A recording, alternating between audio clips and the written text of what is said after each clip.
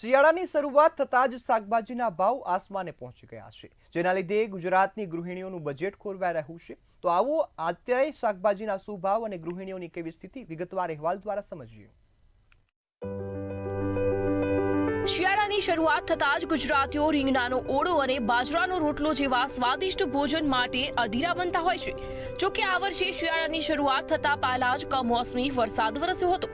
કમોસમીના કારણે શાકભાજી સહિતના પાકો સંપૂર્ણપણે નિષ્ફળ ગયા છે। તદુપરાંત લગ્નગાળો શરૂ થતાં જ શાકભાજીની માંગમાં વધારો જોવા મળી રહ્યો છે, જેના લીધે શાકભાજીના ભાવો હવે આસમાને પહોંચ્યા છે। જો હાલ ભાવ જોવા જઈએ તો શાકભાજીના ભાવમાં 30 થી 40% વધારો જોવા મળ્યો છે। અત્યારે આ સિઝનમાં શાક સાવ સસ્તું 20 કિલો હોય એની બદલે અત્યારે 50-80 કિલો 80 કિલો એ રીતનું વેચાય છે। એટલે ખરેખર ગૃહિણીનું બજેટ ખોરવાયું છે।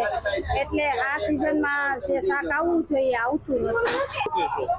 બજેટ ખોરવાય ને આવક વધતી નથી, આવક વધી જાય છે તો બજેટ ખોરવાય જ ને ગૃહિણીનું।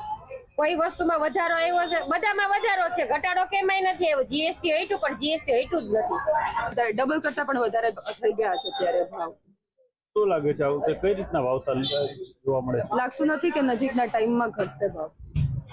કઈ રીતના અત્યારે તમે શાકભાજી લેવા આવ્યો છો, શું સ્થિતિ જોવા મળે છે? અત્યારે લેવાવાળા પણ ઓછા છે અને શાકભાજી પણ જોઈએ એટલું સારું છે નહીં પેલા। આ વર્ષે કમોસમી વરસાદની હિસાબે ખેડૂતોને ભારે નુકસાન થયેલ છે। ખેડૂતોનું તમામ શાકભાજીનો નાશ થયેલ છે। તેની હિસાબે લોકલ શાકભાજી આખા સૌરાષ્ટ્રમાં ક્યાંયથી પણ શાકભાજીની આવક નહોતી, એના હિસાબે ભાવનો ઉછાળો થયેલ છે। રિટેલ માર્કેટમાં કેવી અસર થઈ શકે? રિટેલ માર્કેટમાં જે શાકભાજી દર વર્ષે વેચાતું હોય એનાથી 3 ગણા ભાવનું વેચાય છે। જે લાભ પાંચમથી કમોસમી વરસાદ અઠવાડિયા સુધી પડી ગયો એ શાકભાજીના ઉભેલા પાકોને પૂરેપૂરો સંપૂર્ણ નાશ કરી દીધું અને ખેડૂતોને મોટા પાયે નુકસાન થયું। એમાં ખાસ કરીને પાપડી, તુવેર, રીંગણ, ભીંડા, ગુવાર આ શાકભાજીઓ છે જે વધારે પાણીમાં ટકતી નથી, એટલે એ શાકભાજીમાં બહુ મોટા પાયે નુકસાન થયું છે। હોલસેલ બજારમાં રીંગણા 150 થી 180 રૂપિયા કિલોના ભાવે વેચાઈ રહ્યા છે, જ્યારે રિટેલ બજારમાં રીંગણા 200 રૂપિયા કિલો અને ટામેટા 100 રૂપિયા કિલોના ભાવે વેચાઈ રહ્યા છે।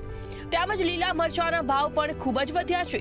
ત્યારે ગૃહિણીઓનું એવું કહેવું છે કે હાલ જીએસટીમાં ઘટાડો થવાથી તમામ વસ્તુઓ સસ્તી થશે તેવી વાતો સરકાર દ્વારા કરવામાં આવતી હતી, પરંતુ કોઈ પણ પ્રકારનો ઘટાડો થયો નથી।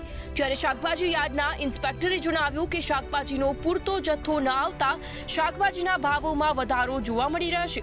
હાલ ભાવમાં ઘટાડો થવાની શક્યતા નહીવત જોવા મળી છે। ભાવિક જોશી, મંતવ્ય ન્યૂઝ, જુનાગઢ।